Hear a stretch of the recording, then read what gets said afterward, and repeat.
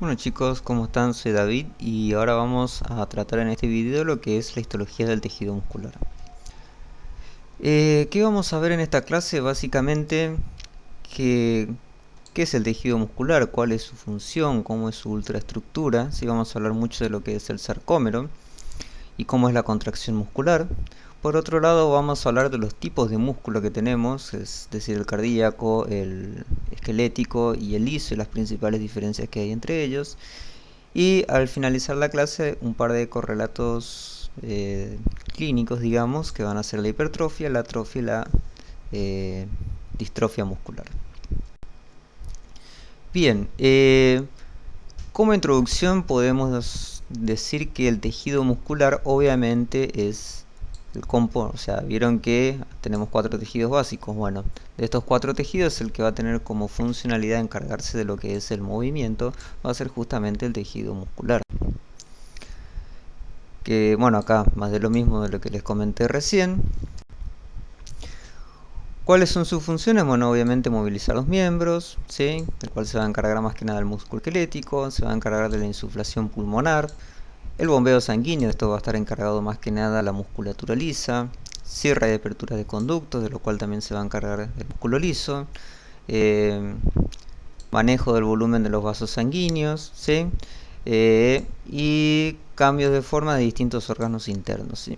Todo lo que sea, digamos, como vamos a ver más adelante, relacionado a la parte visceral, va a estar a cargo de la musculatura lisa. Bueno, ahora, ¿cuál va a ser la energía que yo voy a utilizar para lograr la contracción muscular?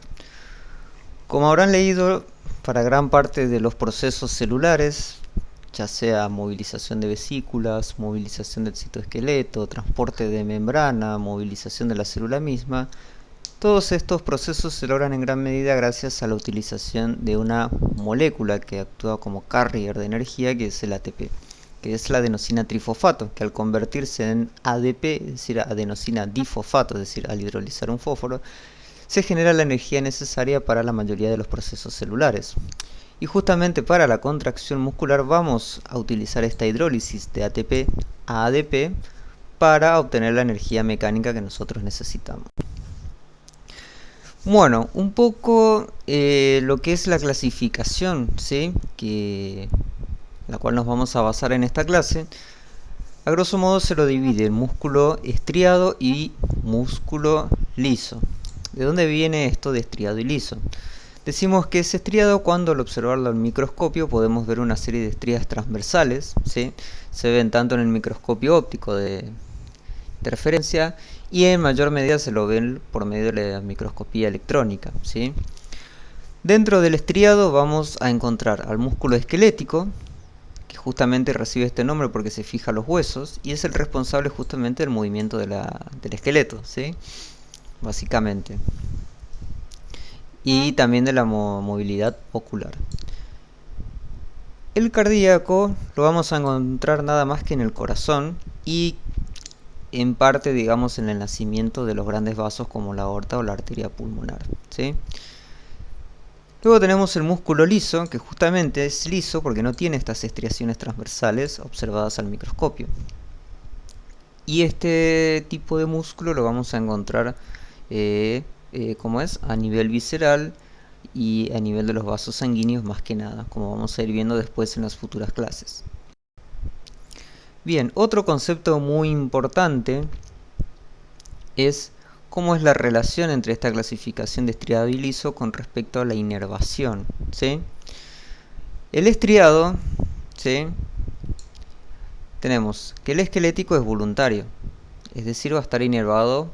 Si vuelven a la clase de sistema nervioso, en el cual hablamos un poco de la anatomía y otras cosas básicas, digamos, veíamos que el sistema nervioso periférico lo dividíamos en somático y autónomo. El somático se encargaba de todo lo que es la actividad voluntaria y el autónomo de todo lo que es la actividad involuntaria. Bueno, el esquelético va a estar inervado por el sistema nervioso somático y por ende es voluntario, ¿sí? El cardíaco es involuntario, está inervado por el sistema nervioso autónomo, pero además de eso es autoexcitable, ¿sí? Como lo vamos a ver en la clase de cardíaco. Si ustedes sacan el corazón de una persona, le restan toda la inervación autónoma que tienen y dejan al corazón solo, este sigue latiendo por un determinado tiempo porque tiene la capacidad de autoexcitarse, ¿sí? Es decir, no depende de un sistema nervioso autónomo. Si bien el sistema nervioso autónomo lo que va a hacer es regularlo, por ejemplo, regular la cantidad de frecuencia cardíaca que voy a tener, el corazón por sí solo tiene la capacidad de autoexcitación, ¿sí? Después tenemos un pequeño grupito, digamos, de eh, músculo estriado visceral, que es en cierta forma voluntario. Lo podemos hallar más que nada en la parte proximal del esófago, ¿sí? Pero digamos, en muchas bibliografías, digamos, casi ni lo suman en la clasificación, ¿sí? Luego tenemos el liso, ¿sí? Que puede ser vascular, puede ser visceral o puede estar a nivel de los órganos sensitivos. En todos estos casos, como les dije, va a ser involuntario. Siempre la musculatura lisa va a estar inervado por el sistema nervioso autónomo. Bien, esto digamos a modo de resumen de lo que vimos en el apartado anterior. El esquelético estriado es voluntario, ¿sí?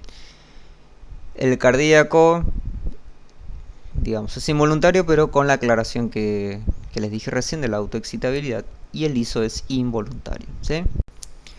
Muy bien, ¿cómo lo vamos a ver al microscopio? A la célula muscular cardíaca la vemos con esta estructura, ¿sí?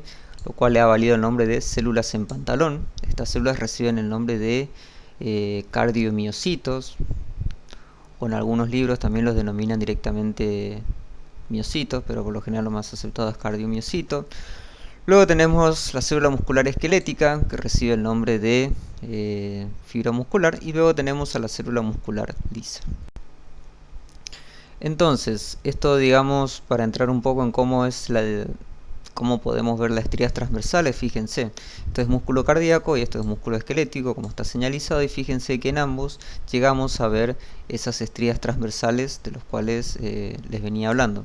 Se nota un poco más en el esquelético más que en el cardíaco, ¿sí? Si nosotros acercamos un poco más la imagen acá, podríamos llegar a ver las estrías con mayor notoriedad. Y fíjense, el músculo liso no tiene ningún tipo de estrías visibles, ¿sí? Bien, ahora vamos a hablar un poco del músculo estriado esquelético.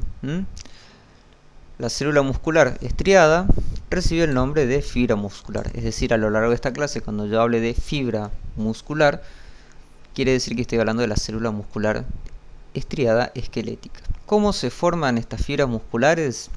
Se forman a partir de una serie de células precursoras, si se quiere, denominados mioblastos, que también van a encontrarlos en algunos libros como células satélites, las cuales se van a unir y van a generar una célula multinucleada, ¿sí? Como dice acá, es en sitio multinucleado. En sitio quiere decir que pierdan, digamos, el límite entre citoplasma y citoplasma, entre membrana y membrana, y quedan todos los núcleos metidos dentro de una misma célula, ¿sí? Y la característica de esta célula multinucleada es que es alargada, ¿sí?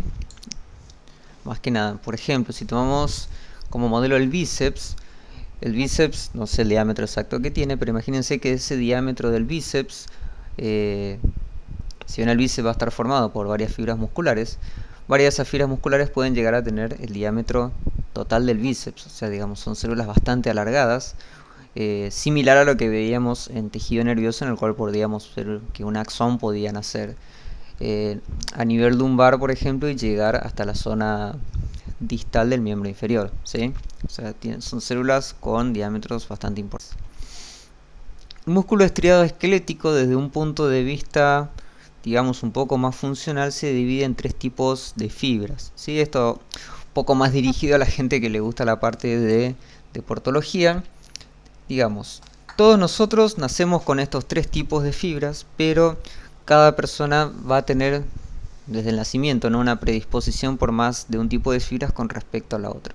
Si bien con el determinado entrenamiento, si es aeróbico o anaeróbico, puede empezar a cambiar, digamos, esta relación de qué fibra es la que es más preponderante en el cuerpo de una persona. Por ejemplo, el tipo 1, denominadas oxidativas lentas, son de contracción lenta pero resistencia a la fatiga, ¿sí? Y luego tienen más que nada los corredores de maratón, ¿sí? Es decir, si yo tengo un entrenamiento más que nada aeróbico, voy a empezar a tener más que nada fibras de este tipo. Y son de color rojas porque tienen una gran reserva de mioglobina, que la mioglobina es una estructura, un complejo proteico que dentro del músculo se encarga de almacenar oxígeno. Es como una reserva de oxígeno que tiene el músculo, ¿sí? Y este le da cuando hay mucha mioglobina dentro de una célula muscular, esta adquiere una coloración más rojiza. Luego tenemos el 2B, que sería el otro extremo, denominadas glucolíticas rápidas. En este caso es todo lo opuesto, son de contracción rápida, pero de fácil fatiga, ¿sí? Lo encontramos, por ejemplo, en los músculos extrínsecos del ojo y de los dedos, y son de coloración blanca porque acá no tenemos casi mioglobina como en el caso anterior, ¿sí? Las de tipo blanca podemos encontrarlas también en aquellas personas que realizan mucha ejercitación, digamos, de resistencia con pesas, ¿sí? En esas personas, fíjense que los músculos que trabajan se contraen rápidos, pero se fatigan fácilmente, ¿sí? Luego tenemos un tipo intermedio que es el 2A, denominadas glucolíticas oxidativas rápidas, que tienen contracción rápida, pero de resistencia a la fatiga. Lo podemos encontrar en los nadadores, los corredores de distancia corta, jugadores de hockey, ¿sí? Esto sería como un gris, digamos, entre las de tipo 1 y tipo 2. Volviendo con el tema de la fibra muscular, recuerden que es el nombre que le damos a la célula muscular. Como dijimos, son cilíndricas, poligonales, son multinucleadas. Acuérdense que se formaban a partir de la función de varios mioblastos, ¿sí? Los núcleos por lo general son periféricos. Y en este caso la membrana plasmática la denominaremos sarcoplasma. Y el retículo endoplásmico liso la denominaremos retículo sarcoplasmático. El citoplasma recibe el nombre de sarcolema. Y la unidad funcional y estructural del músculo, concepto importantísimo, es el sarcómero, lo cual estaremos viendo en las diapositivas siguientes cómo funciona la estructura, ¿sí? Entonces, el sarcómero se va a componer de miofibrillas, ¿sí? Y estas a su vez se componen de miofilamentos, que vamos a ver ahora. Estos miofilamentos se subdividen en filamentos finos y filamentos gruesos. Dentro de los finos tenemos a la actina, ¿sí? Que la actina, si lo recuerdan, es uno de los componentes del citoesqueleto, ¿sí? Teníamos la actina globular que al unirse varias actinas modulares, al ir polimerizándose se generaba la actina fibrilar, ¿sí? Luego tenemos la tropomiosina, ¿sí? Y luego tenemos a la troponina. ¿Qué importancia tienen estas proteínas? Como vamos a ver en las diapositivas que siguen, dentro de los filamentos gruesos encontramos a la miosina. La contracción muscular se produce por una interacción entre actina y miosina, ¿sí? Esta interacción actina-miosina no es continua, sino constantemente tendremos el músculo contraído. Entonces, lo que hace la tropomiosina es impedir que la actina, porque lo que se hace es unirse a la actina, impide que ésta se una a la miosina, ¿sí? Ahora, ¿cómo yo rompo esta unión inhibitoria? Bueno, ahí entra en juego la troponina, de la cual vamos a tener tres subunidades. La troponina C, que lo que hace es unirse al calcio, y cuando este se une al calcio, lo que hace es generar que la troponina T, que está unida a la tropomiosina, haga que esta última se retire de la actina y así esta pueda entrar en contacto con la miosina, ¿sí? Y la troponina I tiene una función similar, digamos, a la tropomiosina, que es más que nada de inhibir la unión actina y miosina. Entonces, como repaso, la contracción se va a dar por esta interacción actina-miosina. El que impide esa interacción van a ser la tropomiosina y la troponina I. Justamente la I viene de inhibitorio. Pero cuando la troponina C se une a calcio, esto hace que la troponina T saque del medio a la tropomiosina y así puede haber una interacción actina-miosina, ¿sí? Fíjense, acá podemos verlos de una forma más esquematizada. Acá tenemos la troponina con sus 3 subunidades I, C y T, las moléculas de tropomiosina, ¿sí? Y en el medio la actina. Fíjense cómo la tropomiosina está bloqueando los sitios de unión con la miosina, ¿sí? Y esta interacción inhibitoria va a ser retirada del medio por la acción de las unidades de la tropo. Bueno, como dije anteriormente, vamos a tener los filamentos gruesos en los cuales vamos a encontrar a la miosina 2, que está conformada por 2 cadenas livianas por un lado y 2 cadenas pesadas. Estas cadenas pesadas van a tener una cabeza globular y dentro de esa cabeza globular vamos a encontrar 2 sitios activos, uno de unión actina y otro de unión a ATP, ¿sí? Como podemos ver en esta imagen, fíjense que la cadena pesada es esta que vemos acá con los dominios globulares, y en cada dominio globular vamos a tener el sitio de fijación para la actina y el sitio de fijación para el ATP, y luego tenemos las cadenas ligeras. A su vez, varias moléculas de miosina van a interactuar entre sí para formar, digamos, un filamento grueso propiamente dicho, como podemos ver acá. Perdón. Algo que es importante es determinar esto que ven acá, la banda A, la banda H y la línea M, que tiene más que nada correlato con las imágenes que se obtuvieron por microscopía electrónica,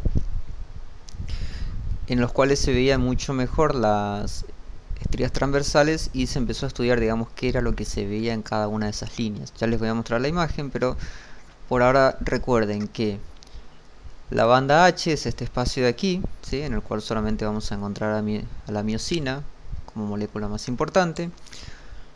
Luego tenemos la banda A, ¿sí? Que tiene toda esta longitud y va a incluir a la interacción actina y miosina. Luego tenemos los discos línea Z en los extremos y en el medio tenemos a la línea M, ¿sí? Luego tenemos otra banda A más que no está acá, que es la banda I, que correspondería a este sector, que va a referirse más que nada a las zonas en las cuales encontramos nada más que a la actina. Fíjense, acá tendríamos la línea M, la banda H, la banda A, que sería esto de aquí, y la banda I, por esta zona, ¿sí? Donde encontramos solamente actina, y por acá tenemos la línea Z, que es el que marca el límite entre sarcómero y sarcómero. Fíjense, acá tenemos una fibra muscular y podemos ver perfectamente la línea I, la banda H y la banda A. Y esto era lo que yo les decía anteriormente, que cuando empezaron, primero, digamos, obviamente la estría la vieron por la microscopía óptica, luego vino el microscopio electrónico y ahí pudieron ver, digamos, más en profundidad a estas estrías y empezaron a ver que había distintas bandas, y luego empezaron a estudiar por qué cada banda tenía, digamos, un, no color, pero un espectro distinto. Fíjense, acá tenemos la banda H, la banda A, la banda I, la línea Z y la línea M en el medio. Y así es como se ve por medio de la microscopía electrónica, en el cual es mucho más difícil determinar estas bandas. Bien, como dije anteriormente, bueno, acá si quieren repasamos de vuelta, fíjense, línea I, banda A, que es donde encontramos la interacción actina-miosina, y la banda I, donde encontramos solamente la miosina. Lo que ocurre es que, como vamos a ver más adelante, la miosina de ambos extremos va a generar, perdón, acá no se visualiza muy bien, pero vamos a ver más adelante que lo que hace la miosina es, desde ambos extremos, llevar a la actina hacia la línea media, ¿sí? Y esto va a generar un acortamiento del sarcómero, y este acortamiento del sarcómero es lo que genera la contracción muscular, ¿sí? Es decir, varios sarcómeros de varias fibras musculares se van a contraer a la vez y esto va a generar la contracción muscular, ¿sí? Bien, y ahora vamos a ver un poco cómo se da esa contracción muscular a través de la interacción actina-miosina. Para toda contracción, aparte de estos dos, vamos a necesitar otros componentes muy importantes, que son el calcio y el ATP, ¿sí? El calcio, como vimos anteriormente, se va a unir a la troponina C, y este va a hacer que la troponina T, por medio de su unión con la tropomiosina, separe a la tropomiosina de la actina y se permita la unión actina-miosina. Por su lado, el ATP va a ayudar en lo que es la adhesión actina-miosina y en el golpe de contracción que va a llevar a la actina a la línea media, ¿sí? Bien, entonces vamos a ir paso por paso, ¿sí? Acá podemos ver la cabeza de miosina y la actina. Bien, en un primer momento el ATP se va a unir al sitio activo dentro de la miosina, ¿sí? Recuerden que había un sitio activo ahí. Y esto va a generar una separación de la miosina con respecto a la actina. Posteriormente, ese ATP se va a hidrolizar a ADP, fósforo, y esta hidrólisis va a permitir una adhesión de la miosina con la actina. Luego de esa hidrólisis se va a liberar, recordemos que la miosina y la actina ya están unidas. Posteriormente a la hidrólisis se va a liberar por un lado el ADP y por el otro el fósforo, es decir, la miosina se queda sin ninguno de los dos, y esto va a generar un cambio conformacional y un movimiento de flexión de la miosina, lo cual va a generar que la actina se mueva hacia la línea media y se genere la contracción. Posteriormente, recordemos que la miosina se había quedado sin ADP ni fósforo y tiene el sitio activo libre, y ese sitio activo libre va a ser un sitio al cual se va a unir una nueva molécula de ATP, y la unión del ATP con la miosina va a generar la separación de la miosina con respecto a la actina, hasta que este ATP se hidrolice a ADP y fósforo, y ahí se reinicie el ciclo, ¿sí? Entonces recuerden, el ATP al unirse a la miosina separa la miosina de la actina. Sin embargo, cuando se produce la hidrólisis a ADP y fósforo, se logra la unión actina y miosina, y posteriormente cuando la miosina se libera tanto del ADP como del fósforo, allí se produce el movimiento de contracción hacia la línea media, ¿sí? Y posteriormente esta miosina debe separarse de la actina, y eso lo vamos a lograr gracias a la unión de una nueva molécula de ATP a la miosina, ¿sí? Esas serían las etapas de la contracción. Bueno, ahora vamos a hablar de otra estructura muy importante dentro del músculo estriado esquelético, que son las denominadas triadas, ¿sí? Bien, ¿cómo van a estar conformadas estas triadas y qué funcionalidad tienen? Bien, primero, volviendo un poco al tema de los sarcómeros, como podemos ver acá, ¿sí? Banda H, banda A, banda I y los discos Z, es decir, acá tendríamos un sarcómero.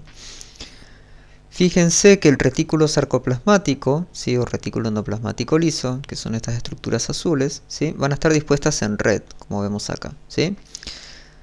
Y básicamente desde una unión A una I hasta la próxima, como vemos en esta imagen. Fíjense, banda I, banda A, y acá se produce la unión de un retículo sarcoplasmático con el contiguo, ¿sí?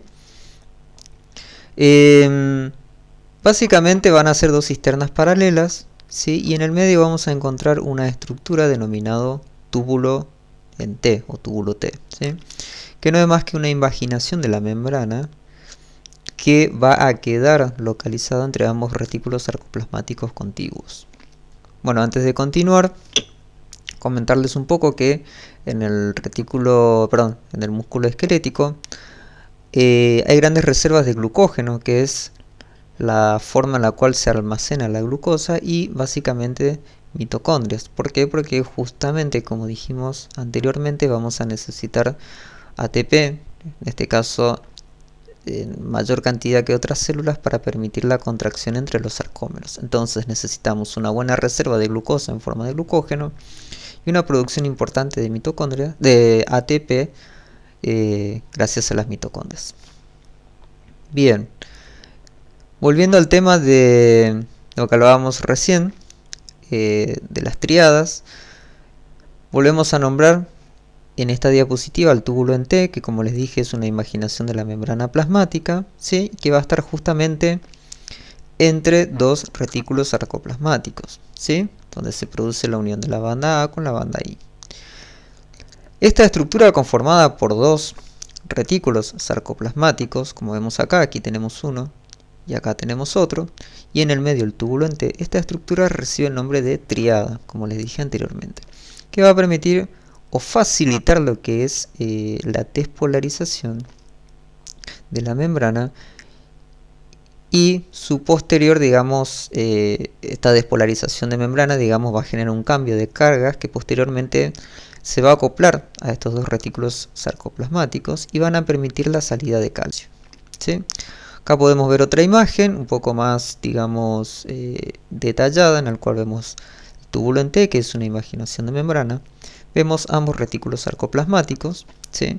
Y aquí se va a concentrar, digamos, mayormente la despolarización de la membrana, que como quizás habrán leído en algún lado, sobre todo se lo trata en fisiología, la despolarización de la membrana permite que a nivel del espacio perimembrana externo, donde por lo general la carga es positiva, esta se vuelva negativa, y en el sitio interno perimembrana, donde la carga es generalmente negativa, esta se vuelve positiva, es decir, la carga perimembrana se va a invertir, y esta inversión de la membrana recibe el nombre de despolarización. Esa despolarización posteriormente va a permitir que se abran los canales de calcio que están presentes en los retículos sarcoplasmáticos, y así este calcio que estaba almacenado dentro de los retículos se liberará al citoplasma, lo cual, como vimos anteriormente cuando vimos la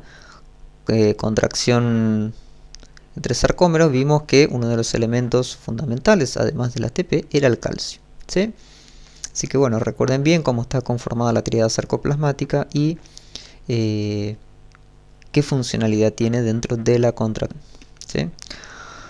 Bien, ahora vamos a hablar un poco de la organización de una, digamos, de un haz muscular, ¿sí? En el cual dentro de un haz muscular vamos a encontrar obviamente varias fibras musculares. Cada fibra muscular, ¿sí? Cada célula muscular va a estar rodeado por tejido, por una envuelta de tejido conectivo que recibe el nombre de endomisio. A su vez, varias fibras musculares se van a organizar conformando un pequeño fascículo, ¿sí? Y este fascículo va a estar rodeado por tejido conectivo, y este tejido conectivo recibe el nombre de perimisio. Y a su vez, varios fascículos, ¿sí?, se van a unir para conformar un músculo propiamente dicho, por ejemplo el bíceps, el tríceps, y este va a estar rodeado por otra cubierta de tejido conectivo que recibe el nombre de epimisio, ¿sí? Bien, esto es nada más para graficar un poco cómo una fibra nerviosa, ¿sí?, una neurona motora, a través de su axón, emite ramificaciones terminales que van a interactuar con las diferentes fibras musculares, ¿sí? Esa interacción que se produce entre las terminaciones axónicas y una fibra muscular recibe el nombre de placa motora, ¿sí?, que es lo que está escrito aquí. Fíjense, acá podemos ver diferentes puntos de interacción neurona-fibra muscular, ¿sí?, es decir, las determinadas denominadas placas motoras. Acá tenemos una, aquí tenemos otra, acá tenemos otro punto de interacción. Acá vemos un poco más en detalle cómo está conformada la placa motora, ¿sí? Y básicamente, ¿qué va a ocurrir en esa placa motora, ¿sí?, en el cual tenemos una interacción neurona músculo esquelético? Básicamente el impulso nervioso que viene a través del axón va a permitir que en las terminaciones axónicas se liberen diferentes tipos de neurotransmisores. Estos neurotransmisores, entre ellos uno de los más conocidos y más estudiados, que es la acetilcolina, va a permitir la entrada de sodio a la célula, ¿sí? Entonces el sodio, que tiene carga positiva, al ingresar a la célula va a permitir que el espacio interno perimembrana se vuelva positivo y el externo negativo. Es lo que hablábamos anteriormente, es decir, una inversión de las cargas a nivel perimembrana recibe el nombre de despolarización de la membrana. Esta despolarización va a generar un impulso que llegará hasta los túbulos en T, ¿sí?, que justamente los túbulos en T son invaginaciones de la membrana en los cuales esta despolarización será o estará mayormente concentrada, y esto permitirá la apertura de los canales de calcio a nivel de ambos retículos sarcoplasmáticos que están a ambos lados del túbulo en T, conformando la tríada sarcoplasmática. Posteriormente, Una vez que se estimulen los canales de calcio, este calcio saldrá del retículo sarcoplasmático y se fijará a la troponina C, y eso nos facilitará la contracción muscular. De vuelta, como les dije, para la contracción muscular, dos de los grandes componentes que vamos a necesitar son el ATP y el calcio. Acá podemos ver una fibra muscular, fíjense, se ven las estriadas transversales, ¿sí? Y se puede ver que es una célula multinucleada, como dijimos anteriormente, y que van a estar localizados en la periferia. Esta es la misma fibra, pero con un corte, en este caso transversal, no longitudinal, como vimos en la imagen anterior, y fíjense cómo los núcleos son periféricos. Acá también la misma imagen, pero más de cerca, en el cual podemos ver un corte transversal de la célula muscular con los núcleos en la periferia. Bien, ahora vamos a hablar un poco de músculo esquelético estriado, ¿sí? Cuyas características son bastante similares al estriado. Perdón, me confundí en el título, les dije esquelético estriado, es músculo estriado cardíaco, y este estriado cardíaco tiene características similares al músculo estriado esquelético, ¿sí? Hay un par de diferencias que la vamos a nombrar, pero todo lo que sea músculo cardíaco lo vamos a ver un poco más en detalle desde el punto de vista funcional en la clase de cardiovascular, ¿sí? Entonces posee la misma organización filamentosa que el esquelético, y algunas diferencias. No forman sinsitios, es decir, no van a ser, digamos, como vimos anteriormente, la célula muscular esquelética, les había dicho que se forma a partir de varias células satélites que se fusionan y generan una célula multinucleada. En este caso no. Las células no van a derivar de varias células previas que se fusionaron, sino que van a ser células individuales, cada una teniendo un solo núcleo, ¿sí? No son cilíndricas, tienen una forma en pantalón, ¿sí? Entre comillas, que ahora lo vamos a ver. Como les dije anteriormente, tienen un solo núcleo, ¿sí? Reciben el nombre de miocito, ¿sí? En este caso no la vamos a denominar como fibra muscular, como pasaba con el músculo esquelético estriado, y se van a unir por medio de discos intercalares, que son una serie de estructuras que veremos más adelante. Y posee menos tejido conectivo que el estriado lético. Fíjense, esto era lo que yo les decía, un núcleo central y una estructura similar, o una imagen, digamos, que hace recordar un poco a la de un pantalón, que es lo que vemos acá. Por eso reciben el nombre, ¿sí?, de células en pantalón. Estas células van a estar conectadas entre sí. ¿Por qué? Porque todas las células musculares cardíacas que vamos a encontrar en el corazón necesitamos que actúen en forma sincrónica, ¿sí? Digamos, todas las células musculares deben contraerse, musculares cardíacas deben contraerse a la vez.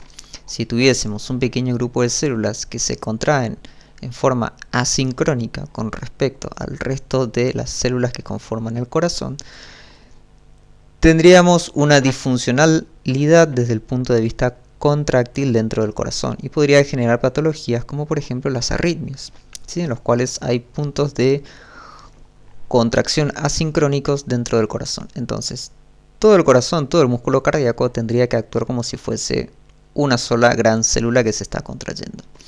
Y esta sincronicidad se logra en gran medida gracias a unas estructuras denominadas discos intercalares. Estos discos intercalares, dependiendo de si son laterales, ¿sí?, o transversales con respecto a las sarcómeras, ¿sí?, van a recibir el nombre justamente de componente lateral o transversal del disco intercalar, ¿sí? ¿Qué estructuras van a conformar estos discos? Por un lado tenemos las uniones de hendidura, ¿sí?, que son similares a los nexos que habíamos visto en tejido epitelial, y las máculas adherentes, que son similares a las uniones adherentes que vimos en tejido epitelial, ¿sí? Estos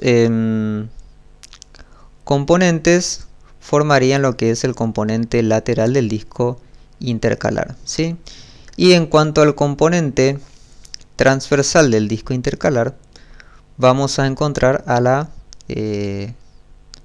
fascia adherens, ¿sí? Que la fascia adherens, perdón, les hago la aclaración porque quizás di un concepto erróneo entre estos dos. Las uniones de hendidura serían similares a los nexos en las células epiteliales y las mácula adherens serían similares a los desmosomas en las células epiteliales, mientras que las fascia adherens son similares a las uniones adherentes en el tejido epitelial. ¿Ok? Entonces las uniones de hendidura y la mácula adherens van a conformar el componente lateral del disco intercalar, mientras que el componente transversal va a estar dado por la fascia adherens. Bien, acá podemos ver varias células musculares con su núcleo central y su estructura similar a la de un pantalón, de la que reciben el nombre, ¿sí? Y en este caso, en el músculo estriado cardíaco, vamos a tener túbulos en T, al igual que en el esquelético, ¿sí? Pero a nivel de los discos Z, ¿sí? Como podemos ver acá. Y el retículo endoplasmático va a ser una gran red, pero que va a ir de disco Z a disco Z, ¿sí? Van a ser un poco más largos, y en este caso no vamos a tener las triadas, sino que vamos a tener unas estructuras conocidas como diadas. Está mal escrito acá, son las entonces diadas, no dianas, que reemplazarían a las triadas que vimos en el músculo esquelético, en el cual vamos a tener un túbulo en T, ¿sí? Rodeado por una pequeña cisterna de retículo sarcoplasmático. Si bien la estructura es no exactamente igual a la del músculo esquelético, la funcionalidad va a ser la misma. Que es lo que podemos ver acá, que ya les expliqué cuando hablamos de músculo esquelético, ¿sí? Algo importante es que las células que conforman el músculo cardíaco, es decir, los miocitos, cuando sufren muerte celular, estos espacios donde hay muerte celular son reemplazados por tejido conectivo, un proceso conocido como fibrosis, ¿sí? Es decir, las células musculares cardíacas no hacen mitosis. Si bien está descrito que algunas pueden llegar a hacerlo, digamos, el índice mitótico es muy bajo, casi despreciable. Por eso si alguien les pregunta, músculo cardíaco, o la célula muscular cardíaca hace mitosis, no, ¿sí? Es algo que lo va a diferenciar de otras células musculares, ¿ok? Bien, bueno, acá más de lo mismo, un corte longitudinal donde vemos una célula muscular cardíaca con su núcleo central, y acá en vez de un corte longitudinal vemos un corte transversal donde podemos ver al núcleo de ubicación central. Y por último, para ir cerrando, vamos a hablar un poco de músculo liso, ¿sí? Que es un músculo que lo vamos a encontrar más que nada a nivel visceral y vascular. Es liso justamente porque no presenta estriaciones, ¿sí? Son células alargadas, ¿sí? Están unidas por uniones de tipo nexo. En este caso no vamos a encontrar los discos que, como habíamos visto en el músculo cardíaco. Tienen un núcleo central, ¿sí? Porque son células uninucleares, al igual que las cardíacas. No hay túbulos en T, es decir, no vamos a tener triadas ni diadas, y tienen poco tejido conectivo a su alrededor, ¿sí? Como podemos ver acá. Fíjense que son células alargadas con un núcleo central y con poco tejido conectivo entre ellas. Van a tener filamento de actina, tropomiosina, miosina 2, pero el concepto que quiero que se lleven de estas diapositivas es que si bien tienen actina y miosina, no van a conformar sarcómeros, ¿sí? Los sarcómeros los vamos a encontrar en el músculo estriado, ya sea esquelético o cardíaco. Y la organización de la actina y de la miosina va a ser totalmente distinta, ¿sí? Como vemos acá, esto no hace falta que se lo aprendan, sino solamente para mostrarles la diferencia de cómo es la organización de la actina, la miosina, la tropomiosina en el músculo liso, en los cuales no van a conformar las sarcómeros. Y punto muy importante es que el músculo liso sí va a tener células que hagan mitosis, a diferencia del músculo cardíaco. Acá otra imagen con un corte longitudinal donde podemos ver las células alargadas y con un núcleo central. Acá un corte transversal donde vemos el núcleo central, ¿sí? Y acá también, fíjense, esto de arriba es el músculo liso donde vemos varias células alargadas con un núcleo central y poco tejido conectivo interno.